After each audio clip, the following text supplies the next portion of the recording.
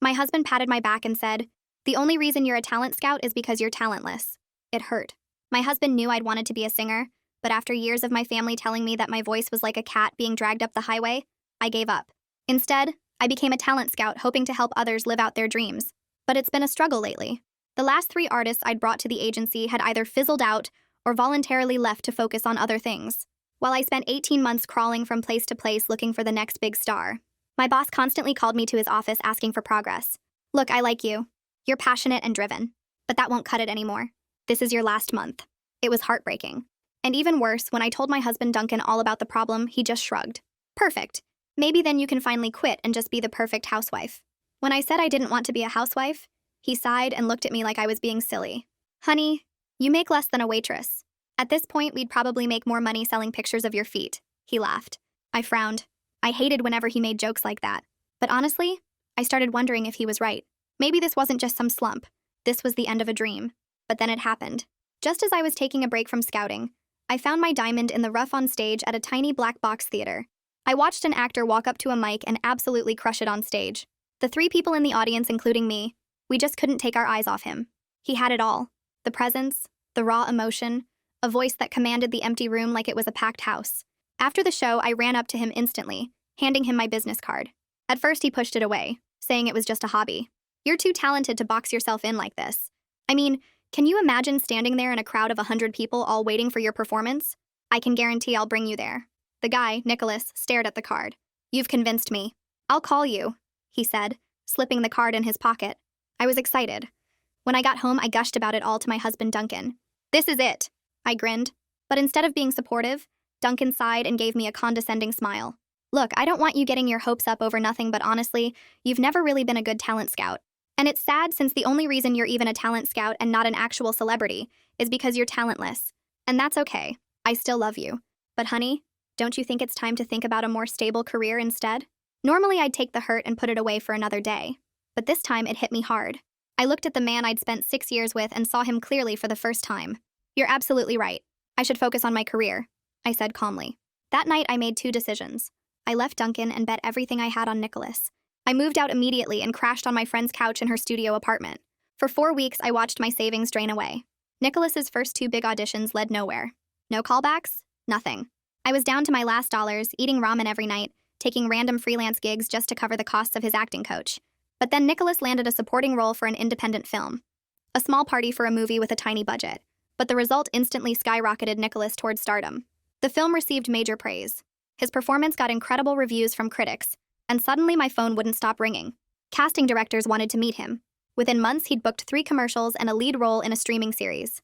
My commission check from that one deal ended up being more than my ex-husband Duncan made in a single year.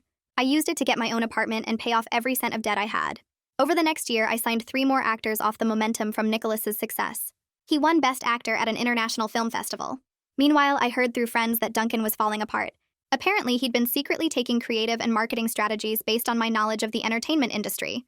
So without me around, the quality of his work started flopping on him. He got passed over for promotions and became a laughingstock in the office. The same week Nicholas won his award, Duncan was put on a performance improvement plan. Friends stopped inviting him to places after hearing what he'd said to me. Nicholas and I had gotten close during all of this.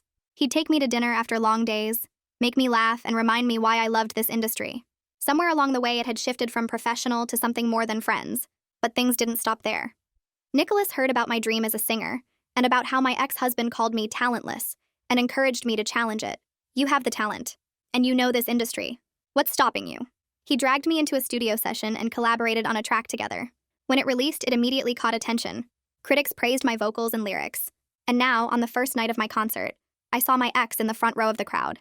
I gripped the set list so hard the paper crumples at the edges while my eyes bounce between the clock on the wall and the monitor showing people finding their seats. Duncan walked in 7 minutes ago and claimed a spot dead center in the front row. My hands shake and I force them still against my thighs. This was supposed to feel like winning, like finally proving everyone wrong about my voice being worthless. Instead, my chest feels tight and my throat keeps closing up like my body wants to protect me from making a fool of myself. I count breaths the way Isabel drilled into me during our last session, pulling air in for 4 beats and pushing it out for 6. Nicholas knocks twice before opening my dressing room door. He hands me a bottle of water and gives me that calm smile that usually makes everything feel manageable. He reminds me I've run through this set more times than I can count, and my voice has never been stronger than it is right now. His steady presence cuts through the panic just enough that I remember why I'm standing backstage at all. This isn't about Duncan. This is about finally claiming the thing I gave up on years ago, when my family convinced me I sounded like roadkill. Caspian appears in the doorway next and mentions the photographers outside who'll be looking for shots of me and Nicholas together. He says it gently, but I know what he means. Nicholas was technically my client until 3 weeks ago, and people love to speculate about whether we crossed professional lines. I snap back that I'm aware of how it looks, and then immediately apologize because he's just doing his job. He nods and suggests Nicholas stay backstage during the encore to keep things clean. My phone buzzes on the makeup table and I grab it to see an email from Delilah's office. The subject line reads, "Commission Dispute Resolution," and my stomach drops before I even open it. She's claiming she deserves a cut of Nicholas's indie film money because the agency provided resources during his early auditions. I curse under my breath and want to throw my phone across the room. The timing feels calculated, like she knew exactly when to throw me off balance. I forward the whole thing to my lawyer contact and silence my phone completely. I stare at my reflection in the mirror, surrounded by those harsh white bulbs, and force myself to ask the hard question. Why does this moment actually matter beyond shoving my success in Duncan's face? The answer takes a minute to form, but when it does, it feels clear. I need to claim my own voice. Not as revenge, but because this is what I should have done 10 years ago before I let other people's opinions bury my dreams.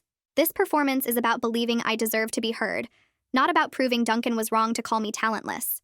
The monitor catches my eye again, and I see Duncan's face perfectly clear in the front row. Suddenly, I'm back in our kitchen listening to him tell me I'd never make it as anything but a housewife. The hurt flashes through me hot and immediate like it just happened yesterday. But then I remember every single hour I spent in the studio with Dwayne, every note Isabel pushed me to hit. Every morning I woke up choosing this path even when my bank account said I couldn't afford it. I let the anger transform into something useful, instead of letting it poison me from the inside. The stage manager sticks his head in and calls 10 minutes. I gather my band and Dwayne in a quick huddle to confirm the set order one last time.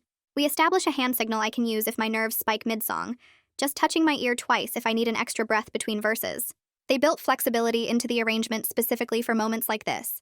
Knowing I have that safety net helps me breathe a little easier, even though my heart still pounds against my ribs. I walk toward the stage entrance and the lights hit me so hard they wash out individual faces in the crowd. But I still know exactly where the front row is, exactly where Duncan sits with his phone probably ready to record everything. My legs feel shaky, but I keep moving forward anyway. I reach for the mic stand like it's the only solid thing in the room. The crowd noise swells and gets louder as I step into the light. I let that sound carry me the last few steps to center stage. The opening verse comes out tighter than I wanted, and I can feel my hand trembling where it grips the metal mic stand. Instead of trying to hide the shake, I acknowledge it and let my voice ride that nervous energy rather than fighting against it. The authenticity of that choice steadies me more than trying to sound perfect ever could. I'm halfway through the first song when I glance toward the front row and see Duncan holding up his phone, clearly recording my performance. Irritation spikes sharp and immediate, but I make a conscious choice not to engage with him. I'm not performing for him, and I'm not performing against him either. I redirect my focus to the people in the back rows who actually paid money to hear me sing, who came here because they wanted to, not because they're trying to gather evidence of my failure. The first song ends, and I let the last note hang in the air before the applause starts rolling through the venue. I take a breath and step closer to the mic. The lights feel hot on my face, but I push through the nerves. I tell the crowd about how I used to think my dreams were over, how someone close to me said I wasn't good enough, how I almost believed it. I keep the details vague, but the emotion stays real. The room goes completely quiet in a way that feels different from polite listening. Several people in the middle rows nod like they've been exactly where I'm standing. A woman near the side wipes her eyes. I realize something shifted between me and these people. This isn't just a performance anymore. We're actually connecting over something real. The band starts the intro to the second song, and I grip the mic stand tighter. This track is personal. I wrote most of the lyrics on my friend's couch after leaving my marriage. The first verse builds steady and controlled. Then I reach the chorus lyric about walking away from someone who made you feel small, who convinced you that you'd never amount to anything. The entire room seems to hold its breath. I feel complete ownership of this story, of my right to tell it through music. The validation doesn't come from Duncan watching me succeed. It comes from me finally believing I earned this moment through every hour I spent training my voice and fighting my own doubts. The song ends and the applause crashes over me like a wave. The band launches into an instrumental section and I slip off stage for a quick break. Caspian rushes over with his phone in his hand. His face looks tense. He tells me Duncan's presence is already blowing up on social media with people posting photos and speculating about our history. Annoyance flares hot in my chest, but I force myself to stay calm instead of reactive. Getting mad right now won't help anything. I tell Caspian we'll deal with it after the show. He nods and I focus on getting back on stage for the encore. My hands still shake a little, but I breathe through it. Backstage, I make a split-second decision. Nicholas was supposed to join me for the encore. We wrote a duet together and planned to perform it tonight. But keeping him off stage feels like the right call now. This moment needs to be mine alone. not shared or complicated by our relationship or the speculation already spreading online. I signal to the band that I'm doing the encore solo. They adjust the arrangement on the fly. Nicholas catches my eye from the wings and nods like he understands. Relief washes through me. The encore lands clean and confident. I don't look toward the front row even once. I keep my eyes on the balcony where people are standing and swaying. I watch the folks dancing near the bar. I make eye contact with my drummer who's been with me since the first rehearsal. When the final note fades, I feel genuinely proud instead of vindicated. That somehow feels more powerful than any revenge fantasy I used to imagine. The crowd cheers and I take a bow. The stage lights dim and I walk off feeling lighter than I have in months. After the show, I head toward my dressing room but spot Duncan lingering near the exit. He's trying to catch my attention. I feel that old pull to confront him, to throw my success in his face and make him admit he was wrong about me. But I recognize that impulse as old programming from when I still cared what he thought. Instead, I motion to security and tell them to maintain a clear boundary. They nod and position themselves between us. I follow the process my lawyer and I established months ago. Any contact with Duncan goes through proper channels. No exceptions. Backstage, Nicholas pulls me into a quick hug. He tells me the performance was incredible and that I owned every second of it. His arms feel warm and steady. We both feel the pull towards something more romantic in this moment. But we agreed earlier not to be photographed together tonight. The professional restraint feels responsible even though part of me wants to stop caring what people think. We pull apart and he squeezes my hand once before heading out the back exit. I watch him go and feel grateful he understands why this matters. My phone buzzes in my pocket. I pull it out and see a text from Duncan. He says he wants to talk and congratulate me properly. My thumb hovers over the reply button. A dozen sarcastic responses run through my head. Instead, I open my contacts and find the mediator's information. I send Duncan a simple message routing him to Autumn. All communication goes through proper channels. I delete the sarcastic draft I almost sent and stick to the boundary. My hand shakes a little as I put the phone away, but I feel proud of myself for not engaging. The next morning, I wake up in my apartment and check my email before I even get out of bed. There's a message from Delilah's office with a detailed breakdown of commission claims on Nicholas's indie film deal. The numbers look inflated. She's claiming percentages on deals that happened after I'd already left the agency. The timing still feels manipulative, coming right after my successful concert. Frustration bubbles up in my chest, but I force myself to channel it into organized action instead of angry responses. I forward everything to my lawyer contact and start building my counter-argument. I open a spreadsheet and begin documenting every contract date and payment timeline. The work feels tedious but necessary. I schedule a call with Autumn to move forward with the divorce mediation. It's time to stop putting this off. I start creating a checklist of shared assets and debts. The condo we bought together, the car loan in both our names, the credit card debt from when I was between jobs. Seeing it all laid out makes my stomach tighten. The process feels overwhelming when I look at the full scope, but having a clear structure makes it manageable. I remind myself that organized action beats emotional reaction every single time. I add items to the list methodically. Bank accounts, furniture, the wedding gifts we never returned. Each line represents a piece of my old life that I'm finally ready to divide up and move past. That afternoon, I meet Caspian at a coffee shop 3 blocks from my apartment. He has his laptop open and shows me the social media chatter about the concert. Most comments focus on the music and my performance, but a solid chunk of people are talking about Duncan being there and what it means. Caspian scrolls through screenshots of speculation about whether we're getting back together or if I staged the whole thing for publicity. I feel my jaw tighten reading the theories people are spinning. Caspian suggests we get ahead of it with a simple post that thanks everyone who came and celebrates the music without feeding into the drama. We spend 20 minutes drafting something short and clean. It thanks the audience for an amazing first show and says how grateful I am to share my music with people who showed up to listen. No mention of Duncan, no address of the rumors, just forward momentum focused on the work itself. Caspian reads it back to me twice and I approve it. He schedules it to go live in an hour. The whole approach feels smarter than ignoring everything or getting defensive. I leave the coffee shop feeling like I handled something professionally instead of emotionally. 2 weeks later, I'm in the studio with Dwayne working on tracks for the EP. We're listening back to a vocal take I recorded yesterday, and he wants to keep it as is. I think it sounds rough in places where my voice cracks slightly on a high note. Dwayne leans back in his chair and tells me the imperfections make it sound real and human. I argue that people expect a certain level of polish, and I don't want to sound like an amateur who can't hit her notes cleanly. He plays the section again and points out how the slight break in my voice actually adds feeling to the lyric about being afraid to try something new. I sit there listening and realize my insecurity is doing the talking. I'm worried people will hear that crack and think I'm not good enough. But Dwayne's right that the raw moment captures something genuine. I take a breath and tell him we're keeping the raw version. This is who I actually am as an artist, not some perfect image. The decision feels scary, but honest. 3 days later, I'm scrolling through my phone during lunch when I see a music review of my concert posted by a critic I actually respect. The headline praises my authentic performance style and emotional delivery. I feel a rush of pride reading the first few paragraphs. Then I get to the section where the critic questions the ethics of my relationship with Nicholas given our professional history. The review asks whether I gave him special treatment as his agent, and whether our personal connection creates problems for both our reputations. My stomach drops reading it. The criticism stings because it touches on doubts I've had myself. I put my phone down and stare at the wall for a while. The questions are fair even if I don't like them. I spend the rest of the afternoon thinking about whether Nicholas and I have actually handled this the right way. The professional lines got blurry, and maybe we should have been more careful about boundaries from the start. That evening, Nicholas comes over to my apartment and I bring up the review. I tell him we need to talk about reassigning him to another agent to eliminate any concerns about conflicts of interest. He immediately pushes back and says he trusts me and doesn't want to work with anyone else. I explain that protecting both our reputations matters more than keeping our professional relationship intact. If people question whether I gave him special treatment, it hurts his credibility as an actor and mine as an agent. Nicholas sits quiet for a minute, processing what I'm saying. Then he asks what happens to us personally if we separate our careers completely. I tell him that's exactly what needs to happen. Our personal relationship can develop naturally without the mess of business considerations. We agree to start looking at other agencies that would be a good fit for him. The conversation feels hard but necessary. I'm choosing integrity over convenience, even though it costs me a valuable client. The first mediation session with Duncan happens 4 days later in Autumn's office downtown.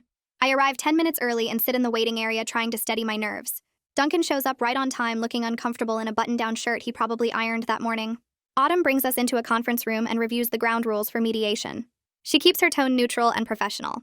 Duncan immediately tries to steer the conversation toward feelings and what went wrong between us. He starts talking about how he misses certain things about our life together. I cut him off and redirect to the actual purpose of this meeting. We're here to discuss finances and timeline for finalizing the divorce. Autumn backs me up and guides us through dividing bank accounts and determining who keeps what furniture. Duncan keeps trying to insert emotional commentary, but I stay focused on the practical list. We get through about half the asset division before time runs out. I leave feeling shaky but proud that I maintained my boundaries and didn't let him pull me into his guilt trip. 2 days later, my phone rings with a call from Delilah. I almost don't answer, but curiosity wins out. She sounds tired when she starts talking. Delilah explains that her agency is facing serious money problems, and the commission dispute isn't personal. It's about survival. She breaks down the cash flow issues they're dealing with and admits she's been scrambling to keep things running. Her openness surprises me. I expected more of the aggressive business tactics she used in her last email. Instead, she's being vulnerable about how hard things have gotten. My anger shifts to something more complicated. I still think her commission claims are inflated, but I understand the desperation behind them now. We agree to move toward a numbers-based discussion instead of treating this like a personal fight. Delilah thanks me for listening, and we hang up. I sit there feeling conflicted about the whole situation. Later that evening, I check my voicemail and see one from my mom. I play it while making dinner. She starts by saying congratulations on the concert and how proud she is. Then she adds comments about how much I've improved since my early singing days. The way she says it implies I used to be terrible. The backhanded compliment hits the same old wound. I put down the knife I'm using to chop vegetables and replay the message to make sure I heard it right. Yeah, that's definitely what she meant. I realize I need to set boundaries with my family the same way I'm doing with everyone else. I call her back and keep my voice calm but firm. I thank her for the congratulations but ask her to focus on supporting me now instead of bringing up past criticism. She sounds confused, like she doesn't understand why I'm upset. I explain that comments about how bad I used to be don't feel supportive even if she thinks she's complimenting my growth. We end the call on an awkward note, but I feel better for saying something. The next afternoon, Nicholas texts asking if he can stop by. When he arrives, he looks serious. He tells me he received an offer from a well-established agency with major industry connections. They want to sign him and have resources I can't match as an independent agent. He asks for my honest opinion about whether he should take it. Fear flashes through me at the thought of losing him as a client and the income that comes with it. But I force myself to look at the offer objectively. I read through the terms he shows me on his phone. The deal is genuinely better for his career. They can open doors I don't have access to. I take a breath and tell him he should take it. My integrity matters more than holding on to him professionally, even if it costs me money. Nicholas looks relieved that I'm not trying to talk him out of it. We agree this is the right move for both of us. 3 days later, I'm coordinating my schedule when I realize my rehearsal time overlaps with Nicholas's important table read across town. We're both overextended, and I'm tempted to skip rehearsal to support him. He texts suggesting he could leave the table read early to catch the end of my session. I stare at the messages and recognize we're falling into the same pattern of trying to do everything together. I text back that we both need to prioritize our separate work commitments. He agrees after a minute. The decision feels grown up, even though I'm disappointed we can't make it work. Sometimes being mature means accepting you can't do everything together. That night, I open my laptop and start drafting a formal policy about conflicts of interest for my talent roster. I want clear guidelines about personal relationships with clients so this situation never happens again. Writing it out feels defensive at first, like I'm trying to protect myself from criticism. But as I work through the specific rules and boundaries, I realize transparency is actually empowering. Having everything in writing protects everyone involved and shows I take professional ethics seriously. I finish the draft and save it to review again tomorrow. The document represents a commitment to doing things the right way, even when it's harder. 2 days later, I sit in Autumn's office for another mediation session, and Duncan arrives exactly on time carrying a folder of his own notes. Autumn starts by pulling up the shared property list, and immediately Duncan points at the coffee maker I bought last year with my first big commission check. He claims he uses it every morning and needs it for his routine, while I argue that I paid for it with my own money, and he never even liked it until now. Autumn asks if we can compromise by having one person buy out the other's half, and Duncan scoffs like that's ridiculous for a kitchen appliance. I counter by saying I want the vintage record player his parents gave us as a wedding gift, and he immediately objects, saying it's a family heirloom that should stay with him. We go back and forth for 20 minutes until Autumn suggests we each keep one item without further argument, and we both reluctantly agree because neither of us wants to drag this out longer. Duncan takes the coffee maker and I take the record player, and it feels petty and irritating, but at least we're moving through the list like adults handling a business deal. Next comes the credit card debt we accumulated during our marriage, and Autumn presents a split that accounts for who used which cards more frequently. Duncan tries to claim I spent more on personal items, but I pull up bank statements showing his golf membership and car payments took up way more of our joint funds. We settle on a 60-40 split with him taking the larger share, and he looks annoyed but signs off on it anyway. The whole session feels mechanical and transactional, like we're dividing up assets from a failed business partnership, instead of a marriage that lasted 6 years. When we finish, Autumn schedules our next session for 2 weeks out to tackle retirement accounts, and I leave feeling drained but relieved we're making actual progress. The next morning, I wake up to 17 missed calls from Caspian, and a dozen texts telling me to check social media immediately. I open my phone and see a gossip account has posted a thread claiming I gave Nicholas special treatment in casting recommendations because we were dating while he was still my client. The post includes screenshots of casting notices with Nicholas's name and timestamps that make it look like I pushed him for roles he wasn't qualified for. Panic shoots through me because this could destroy both our reputations, and I immediately call Caspian, who tells me to get to his office right now with any documentation I have. I grab my laptop and drive over, still in my pajamas, and when I arrive, Caspian already has a spreadsheet open tracking every audition Nicholas attended under my representation. We spend 3 hours pulling up audition notes, callback decisions, and feedback emails from casting directors that show every role Nicholas got was based purely on his talent and performance. I find the original casting notices proving the screenshots were edited to change dates and make it look worse than it was. Caspian contacts the gossip account demanding they remove the false information and threatens legal action if they don't comply within 24 hours. We compile everything into a detailed response document with receipts showing our entire professional process was above board and merit-based. By the time we finish, I feel exhausted but confident because the facts speak for themselves, and anyone who actually looks at the evidence will see the rumors are garbage. Caspian posts a statement on my social media with links to the documentation, and within hours the gossip account deletes their thread and posts a retraction. The whole experience leaves me shaken, but also more certain that maintaining clear boundaries and proper documentation was the right choice all along. 3 days later, a producer I met at a networking event calls asking if I want to collaborate on a featured track for another artist's album. The artist is someone with a decent following, and the producer thinks my vocal style would complement their sound perfectly. I'm excited about the opportunity, but before agreeing, I ask about creative control and what happens if I don't like the final mix. The producer tries to brush it off, saying they'll make sure I'm happy with it, but I push back, asking for specific veto power over any mixes that include my vocals. He pauses like he wasn't expecting me to negotiate and suggests we do a trial recording session first to see if our styles mesh. I agree, but insist on contract language that gives me approval rights before anything gets released, and he finally agrees to send over terms for my review. The conversation feels empowering because I'm advocating for myself from a place of clarity instead of just being grateful someone wants to work with me. I'm learning that my contribution has value, and I deserve appropriate control over how my voice gets used. When the contract arrives 2 days later, I review it carefully with Caspian, and we add specific clauses about final approval and credit attribution. The producer accepts the changes, and we schedule the recording session for next month. I hang up feeling proud that I stood up for myself instead of just accepting whatever terms were offered. That same week, Delilah sends over a formal proposal for the commission dispute, suggesting a 3-year tail, where she gets a percentage of Nicholas's earnings from projects that originated during his time under my representation. I read through it carefully and realized 3 years is way too long, considering most of his current success came from work he booked after leaving the agency. I draft a counter-proposal suggesting an 18-month tail with clearer audit rights, so I can verify the calculations are accurate. Delilah calls me directly, instead of going through lawyers, and explains that her agency is struggling financially, and she needs this income to keep things running. Her honesty surprises me because she's usually all business, and I realize this isn't just about being difficult, but about actual survival. I tell her I understand her situation, but I still need to protect my own interests, and the 18-month timeline is fair given the circumstances. We go back and forth for 30 minutes discussing different scenarios and payment structures until we land on a compromise that gives her a slightly higher percentage for the first year and then steps down over the remaining 6 months. The negotiation feels less adversarial now that I understand what's really driving her position, but I don't let empathy override my need to advocate for myself. We agree to have our lawyers finalize the terms, and I hang up feeling like we're moving toward a solution that acknowledges both our needs without either of us getting completely steamrolled.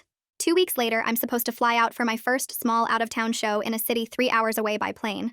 I get to the airport with plenty of time, but the departure board shows my flight is delayed by 2 hours due to mechanical issues. I try to stay calm, but the delay means I'll miss soundcheck completely and barely make it to the venue in time for the actual performance. I call the venue manager to explain the situation, and he sounds annoyed but says they'll have the band ready to go whenever I arrive.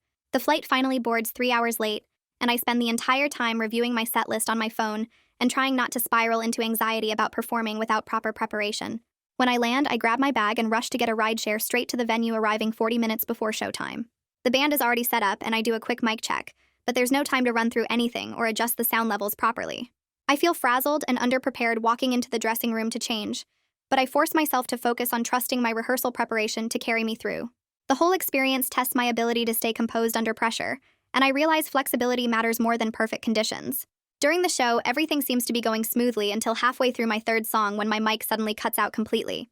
I keep singing for a few seconds before realizing the audience can't hear me, and I stop mid-verse feeling panic start to rise. The sound tech is scrambling at the board trying to fix whatever went wrong, and I'm standing there in silence with 300 people staring at me waiting to see what happens next. Instead of freezing, I make eye contact with the guitarist and signal for him to keep playing while I grab the backup mic from the stand at the edge of the stage. I walk back to center and acknowledge the glitch, directly telling the crowd we're going to pivot to an acoustic version of the next song while the tech fixes the main system. The audience responds with supportive applause, and I launch into a stripped-down version with just guitar accompaniment that feels more intimate than the full band arrangement. By the time we finish the song, the main mic is working again, and I transition back into the regular set without missing another beat.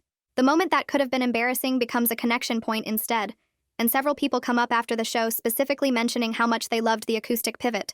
I leave the venue feeling proud that I handled the crisis with resourcefulness, instead of letting it derail the entire performance. The next morning, I check my email and see a message from Duncan with the subject line saying he wants to apologize. My first instinct is to open it and read what he has to say, but I stop myself and forward the entire thing to Autumn without reading past the first line. Part of me feels vindicated that he's finally acknowledging how badly he treated me in my career, but I maintain my boundary of not engaging with him directly. I text Autumn asking her to review it and let me know if there's anything I actually need to respond to, and she replies an hour later saying it's mostly personal reflection that doesn't require any action from me. She suggests I continue routing all communication through her to maintain the professional distance we've established. I feel tempted to read the full email just to know what he said, but I resist because steady adherence to the process matters more than emotional satisfaction. Later that day, I'm talking to Nicholas and mention the email, and he asks if I'm curious about what Duncan wrote. I admit I am, but that giving in to that curiosity would undermine all the boundaries I've worked so hard to establish. Nicholas nods and says he's proud of me for staying disciplined even when it's hard, and his support reminds me why maintaining these boundaries is worth the effort. 3 days later, Nicholas calls to tell me he's officially accepting representation from the new agency and asks me to help him complete the referral paperwork to make everything official. I feel a sharp pang of sadness knowing this means our professional relationship is completely over, but I remind myself this is the ethical thing to do. We meet at a coffee shop and I walk him through the paperwork explaining what each section means and making sure he understands the terms of his new contract. He thanks me multiple times for launching his career and says he wouldn't be where he is without my belief in him from the beginning. I tell him I'm genuinely proud of everything he's accomplished and that protecting both our reputations matters more than holding on to the professional connection. When we finish the paperwork, I submit it to the new agency and send confirmation to my own records. The moment feels bittersweet because I'm losing a significant source of income, but relief washes over me knowing we've done the right thing, even when it cost us both something. Nicholas reaches across the table and squeezes my hand, telling me we're going to figure out how to make our personal relationship work without the professional complications. I squeeze back and feel grateful that we're prioritizing integrity over convenience. The following week, I sit down to review my budget and realize my income is taking a noticeable dip now that Nicholas's commissions are going to another agent.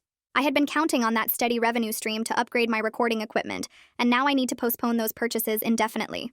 The financial anxiety feels real as I look at my reduced projections, but I practice discipline instead of panic, reminding myself that integrity has costs. I revise my budget, cutting back on non-essential expenses, and start brainstorming other revenue streams I can build. I reach out to 2 other potential clients I'd been putting off and schedule meetings to discuss representation. I also contact the producer about additional collaboration opportunities that could bring in extra income. The adjustment period feels uncomfortable, but I focus on taking concrete action rather than spiraling into worry about money. By the end of the week, I have 3 new meetings scheduled and a clearer plan for diversifying my income sources. The experience teaches me that doing the right thing sometimes means accepting short-term financial pain for long-term stability and reputation. Saturday morning, I meet Whitney at our usual coffee shop just to decompress from all the professional stress that's been piling up. She immediately notices I look tired and asks how everything is going with the divorce and career stuff. I give her a quick summary of the mediation sessions, the PR crisis, and losing Nicholas as a client, and she listens without interrupting or trying to fix anything. When I finish, she shares her own good news about getting a promotion at work that comes with a significant raise and more responsibility. I feel genuinely happy for her and ask questions about her new role and what the promotion means for her career trajectory. Listening to her success reminds me that life exists beyond my own struggles, and that friendship means celebrating each other's wins even when you're going through tough times yourself. We spend the next hour talking about her plans and dreams, and I leave feeling supported instead of isolated. The conversation shifts my perspective from being consumed by my own problems to remembering I'm part of a network of people who care about each other. I text her later thanking her for the coffee and telling her I'm grateful for relationships that aren't transactional or based on what we can do for each other professionally. A few days later, I sit in Autumn's office watching her slide a thick folder across the conference table toward me. She walks through the final mediation terms page by page, her voice steady and professional as she explains the equitable split of assets. No alimony for either party. We each keep our separate retirement accounts. Duncan gets the car. I get the savings account we'd built together. My stomach twists as I look at the documents because signing them makes everything so final. But the terms are fair, and honestly, it's time to move forward. I pick up the pen and start initialing each page, my hand moving automatically while my brain tries to catch up with what I'm actually doing. Acceptance settles over me slowly as I work through the stack. This is happening. This is real. When I finish the last page, I slide the folder back to Autumn and she nods with what looks like approval. Duncan will sign his copy tomorrow, and then we're done. The following week, Caspian and I spread tour planning documents across my kitchen table and start mapping out a short regional circuit. He pulls up a spreadsheet showing 5 cities within driving distance, each venue holding between 200 and 400 people. We spend 3 hours working through clear ticketing policies and refund procedures in case anything goes wrong. After the chaos of my first concert and all the PR issues that followed, this cautious approach feels necessary. Caspian suggests we build in buffer days between shows in case I need vocal rest or equipment problems arise. I agree immediately because planning ahead feels empowering rather than negative. We create contingency plans for weather delays, technical failures, and health emergencies. By the end of the afternoon, I feel more confident about this tour than I did about my debut show. Having systems in place protects everyone involved and shows I'm learning from past mistakes. 2 days later, I sit across from a journalist in a small cafe doing my first major interview since the divorce became public knowledge. The conversation starts friendly enough as we discuss my music and creative process. Then she leans forward with that look journalists get when they're about to ask something they know will make you uncomfortable. She brings up Duncan's comment about me being talentless and asks if I want to elaborate on the drama surrounding our separation. My first instinct is to vent everything I've held back for months. I want to tell her about every condescending comment, every time he made me feel small, every moment he chose his ego over supporting me. But I stop myself and take a breath. Gossiping about my ex won't help my career and it won't make me feel better long term. Instead, I politely decline to discuss personal details and redirect the conversation back to my creative process and what drives my songwriting. The journalist looks disappointed but accepts my boundary and moves on. Walking out of that cafe, I feel genuine pride in my restraint. Staying focused on my work rather than my grievances feels like real growth. That weekend, I perform at a small club show in front of maybe 100 people. The intimate venue has sticky floors and dim lighting, but the crowd seems engaged. Halfway through my set, a drunk guy near the back starts yelling comments about my ex-husband and whether I'm actually good enough without the revenge story to prop me up. The room goes awkward and silent. Everyone watches to see how I'll react. I could ignore him or have security remove him, but instead I respond with humor that catches him off guard. I make a joke about how he's clearly had enough drinks to be my music critic and suggest he save his reviews for tomorrow when he's sober. A few people laugh and the tension breaks. Then I reset the room's energy by launching into my next song without giving him space to respond. The moment tests my composure, but I handle it with the kind of leadership I'm still learning. After the show, several people tell me they respected how I managed that situation. The drunk guy stumbles out during the encore without causing more problems. 3 days before my next scheduled performance, I wake up with a severely sore throat that makes swallowing painful. Panic hits immediately as I imagine vocal damage that could derail everything I've built. My first instinct is to push through and hope it gets better by showtime. But then I remember Isabel's warnings about permanent damage from performing while sick. I text her describing my symptoms and she calls me within 10 minutes. She tells me to rest completely, drink warm liquids, and absolutely do not attempt to rehearse or perform until she clears me. The idea of rescheduling and disappointing ticket holders makes me feel terrible. But Isabel reminds me that one canceled show is better than months of recovery from vocal cord damage. I spend the afternoon contacting the venue and working out a reschedule date. Most fans are understanding when I explain the health situation. A few complain on social media, but the majority appreciate my honesty. The preventive care feels responsible, even though I hate letting people down. 2 weeks later, I pilot a mentorship afternoon for aspiring singers and actors at a small community center. I cap attendance at 12 people to keep it manageable and affordable. The group includes teenagers trying to break into the industry and adults pursuing delayed dreams. I share what I've learned about the business side of entertainment, vocal health, dealing with rejection, and building sustainable careers. Answering their questions and offering practical advice shifts my focus completely away from my own struggles. One young woman asks how I kept going after my family told me I wasn't good enough. I tell her honestly about the years I gave up and how I eventually found my way back. Helping these people navigate their own paths feels surprisingly healing. The afternoon reminds me why I became a talent scout in the first place. I leave feeling energized rather than drained. The bounded service work gives me purpose beyond my own career advancement. The final mediation session arrives on a gray Tuesday morning. Autumn has all the paperwork ready for signatures, including a no-contact clause that limits Duncan and me to necessary logistics only. We sit across from each other in uncomfortable silence while she walks through each document one more time. Duncan looks tired and smaller somehow than I remember. I feel both nervous and ready for this closure. We initial documents without speaking directly to each other. The whole process takes maybe 20 minutes. When we stand to leave, Duncan hesitates like he wants to say something, but I keep my eyes on Autumn and follow her lead toward the door. Walking out of that office building, I feel physically lighter than I have in months. The weight of ongoing conflict just lifted. I sit in my car for a few minutes before driving away, letting myself process that this chapter is actually closed. That evening, Nicholas comes over to my apartment and we have an honest conversation about what dating openly looks like for us moving forward. The uncertainty about balancing personal and professional life has been weighing on both of us for weeks. We sit on my couch with tea and talk through the complications. I tell him I want to be with him, but I need our careers completely separate from now on. He agrees that mixing business and romance created problems we're still cleaning up. We commit to keeping our relationship private but real, with clear boundaries about not letting it influence professional decisions. Neither of us wants to hide what we have, but we also don't want our personal life to become part of my public narrative. The conversation feels grounded and mature.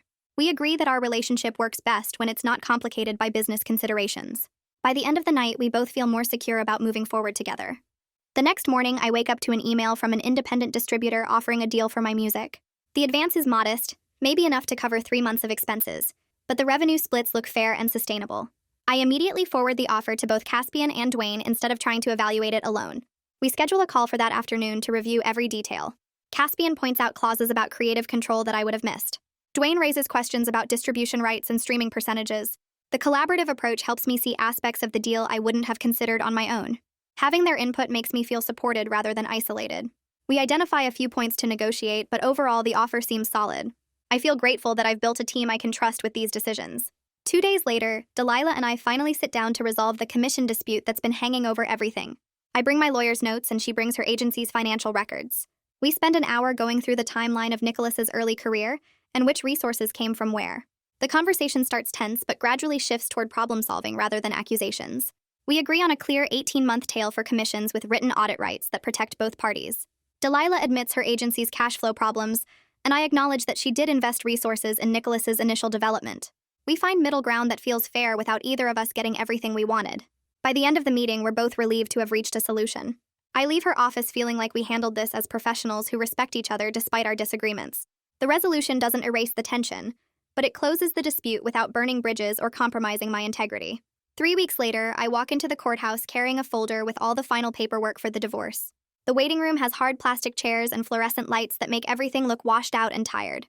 Autumn meets me there with her briefcase, and we go over the documents one last time before the clerk calls us in. Duncan sits on the opposite side of the room and we don't make eye contact. The whole process takes maybe 15 minutes. The clerk walks us through each page, explaining what we're signing, and I initial box after box.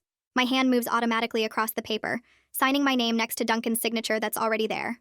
When the clerk stamps the final page and tells us we're done, I feel absolutely nothing.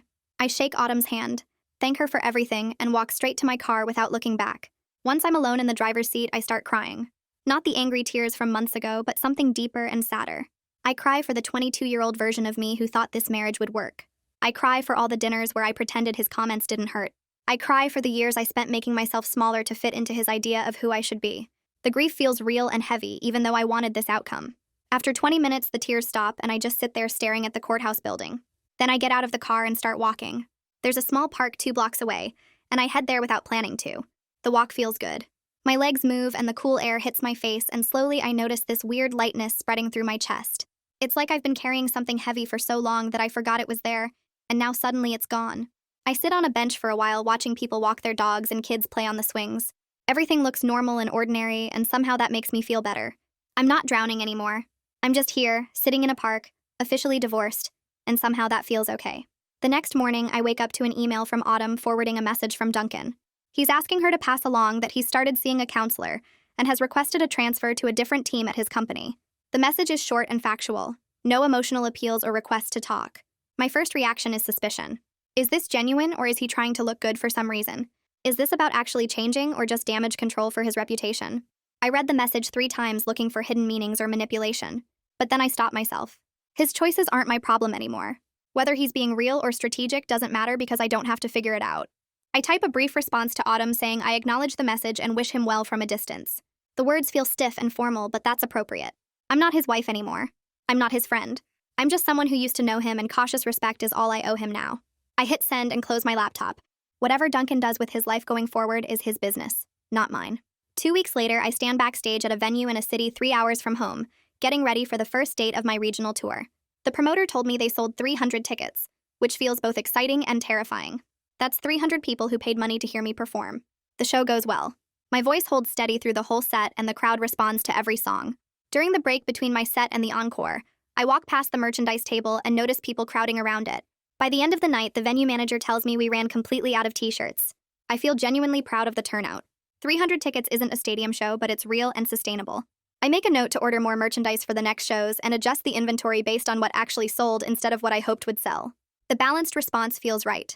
I'm not inflating this into something bigger than it is, but I'm also not dismissing it as not good enough.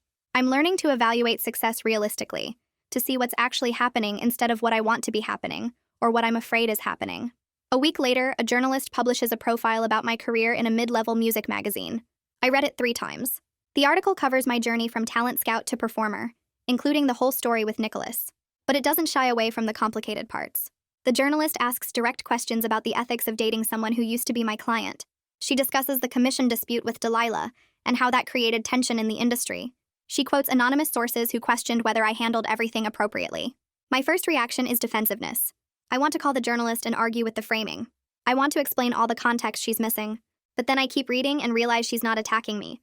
She's just being honest about the messy reality of how things actually happened. She includes my course corrections, the decision to transfer Nicholas to another agent, the mediation with Delilah. She shows the full picture, mistakes and all.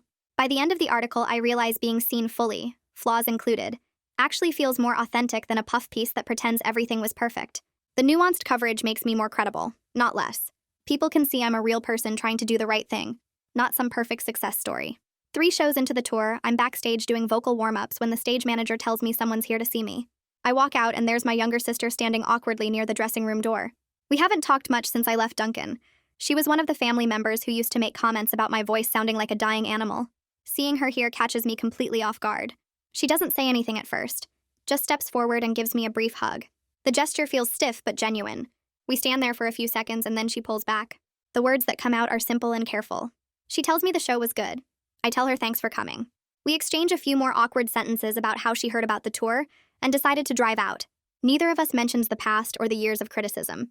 Neither of us apologizes or explains. But something in her restraint feels significant. This is someone who used to echo our family's harsh judgments, and now she's here, quiet and respectful.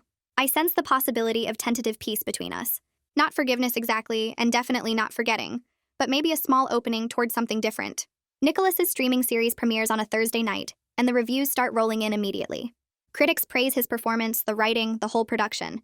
His phone blows up with congratulations messages, and I watch him grin at the screen while scrolling through them. We celebrate privately in my apartment with Chinese takeout and a bottle of champagne. Part of me wants to post about it, to share this moment publicly and let everyone see how far he's come. Part of him wants the same thing, to walk a red carpet together and show the world we're together. But we stick to our agreement. We keep our relationship private and our professional lives completely separate. The premiere happens without either of us attending together. His agent handles the public appearances and I stay home. The disciplined joy of celebrating privately feels more intimate than any red carpet could provide. We eat dumplings on my couch and watch the premiere episode together and laugh at the parts that work and critique the parts that don't. This feels real in a way that public performance never could. 2 weeks later, I wake up with a severely sore throat. At first, I think it's just a cold, but when I try to do my vocal warm-ups, the pain gets sharper. I call Isabel and describe what's happening. She tells me it sounds like vocal strain and that I need to rest completely. No singing, no talking unless absolutely necessary. But I have a show scheduled in 3 days. I spend the whole day hoping it'll get better, doing the exercises she recommends, drinking tea, resting. The next day, it's worse. I make the call to cancel the show. The venue manager is understanding, but I still feel terrible. I issue full refunds to everyone who bought tickets and post an explanation on social media about the cancellation. Some fans complain in the comments about making plans and now having wasted time. Most people respond with support and tell me to take care of my health. The guilt of disappointing people sits heavy in my chest. But there's also relief that I'm learning to be responsible about my limitations instead of pushing through and making things worse. Over the next month, Dwayne and I meet 4 times to finalize the track list for my EP. We've been debating song order for weeks. He thinks we should open with the upbeat track that showcases my range. I think we should open with the quieter, more emotional song that tells a story. We argue about which songs make the cut and which ones get saved for later. We go back and forth on whether to include the duet with Nicholas or save it for a different release. Finally, we lock in a decision. 6 songs, ordered in a way that builds momentum and tells a complete arc. Then we work out a realistic release timeline. Mixing will take 3 weeks. Mastering another week. Distribution setup and promotional planning another 2 weeks. We build in buffer time for unexpected delays. The concrete plan feels decisive after months of uncertainty. Having actual dates and deliverables transforms the abstract creative work into something tangible. I can see the path from here to putting music out into the world. The EP releases on a Tuesday morning, and I watch the numbers come in throughout the day. It doesn't break any records. It doesn't hit the top of any major charts. But it finds an audience. People who like my style, who connect with the lyrics, who appreciate the production. Music blogs write thoughtful reviews analyzing the themes and the vocal choices. A few playlist curators add songs to their rotation. By the end of the week, I have real data about sales and streams. I sit down with my budget spreadsheet and update everything based on actual performance instead of optimistic projections. The numbers show modest but sustainable success. I'm not getting rich, but I'm also not losing money. The grounded satisfaction I feel is different from the vindictive triumph I used to imagine. I'm not thinking about Duncan seeing my success or proving anyone wrong. I'm just looking at real results and feeling proud of the work itself. 6 months after the divorce, I'm performing at a mid-sized venue when I spot Duncan sitting in the back row. My stomach drops for a second, but I keep singing. He's not in the front row this time, not recording on his phone, not trying to make himself part of the show. He's just there, sitting quietly, watching. I make it through the whole performance without letting his presence throw me off. During the final song, I glance toward the back, and our eyes meet for a brief second. I give him a small nod. He nods back. Nothing more. No drama, no confrontation, no grand moment. After the show ends, he leaves quietly with everyone else. I don't try to find him or talk to him. The tense moment passes into neutral closure. Standing backstage afterward, I realize something important. I don't need him to validate my success anymore. I don't need him to witness it or acknowledge it or regret how he treated me. His presence at the show doesn't make my performance more meaningful, and his absence wouldn't make it less meaningful. I'm doing this for myself now, not for him. The week after that performance, I sit down with Caspian in his office to map out what comes next. He pulls up a calendar on his laptop and we start blocking off time in realistic chunks. Limited touring to protect my voice means no more than 2 shows per week with mandatory rest days between them. We schedule dedicated writing time every Monday and Wednesday morning when my creative energy runs highest. The mentorship events get capped at 1 per month so I don't overextend myself trying to help everyone at once. Caspian types everything into a shared document while I watch the plan take shape on screen. The sustainable approach reflects lessons I learned the hard way about burnout and boundary setting. I feel ambitious about the future without the frantic desperation that used to drive me. We agree to revisit the plan in 3 months and adjust based on what actually works versus what looks good on paper. 2 days later, I log into my bank account and navigate to the bill pay section. The final invoice from my lawyer sits at $4,000 for all the mediation and paperwork filing. I click through the payment screens and watch the money transfer out of my checking account. The balance drops but doesn't bottom out like it would have 6 months ago. I open a new savings account right there on the website and transfer 3 months of living expenses into it. Rent, utilities, food, insurance, all calculated and set aside. The residual financial stress I've been carrying finally eases. I can breathe without constantly calculating whether I can afford basic necessities. The relief of financial stability, even modest stability, feels like a form of freedom I forgot existed. I close my laptop and sit in the quiet of my apartment, just feeling the weight lift off my shoulders. Late one night, I can't sleep, so I pull out my journal and start writing about everything that's happened. The pen moves across the page, and I realize that success stings less when I'm not using it as proof against someone who hurt me. The shift from vindication to self-trust happened so gradually I barely noticed until now.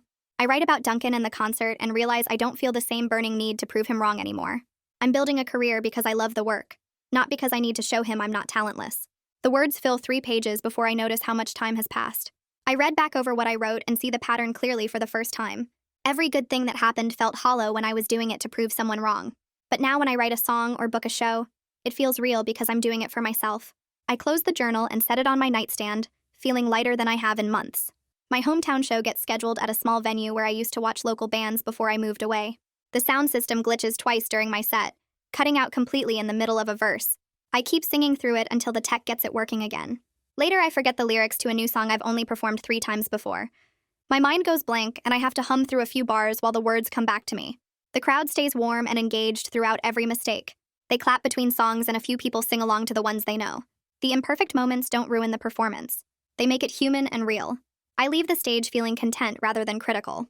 For once, I'm not picking apart every flat note or missed cue. I'm just grateful people showed up and stayed with me through the rough spots. The acceptance of myself as enough, flaws included, settles over me like a comfortable blanket. After the show, I grab my phone from the dressing room and pull up my messages. I type out a simple text to Nicholas. We're good. I hit send and watch the message deliver. Then I pack up my things and head home to my quiet apartment. The drive takes 20 minutes, and I spend it thinking about new songs I want to write. Not songs about Duncan or revenge or proving anyone wrong, just songs about things I notice and feel and want to share. I park in my usual spot and climb the stairs to my door. Inside, I drop my bag on the couch and change into comfortable clothes. The grounded optimism I feel isn't about perfect happiness or complete victory. It's about building a life that's authentically mine. I brush my teeth and wash my face and climb into bed. My mind drifts through melody ideas and lyric fragments. I fall asleep thinking about music I haven't written yet, not about people I need to prove wrong. So yeah, that's where she ended up. Not perfect, but genuine, which honestly matters more. Thanks for sticking around till the end. Drop a like if you enjoyed this one, maybe leave a comment. I've got more stories coming soon. All right, see you next time. Peace.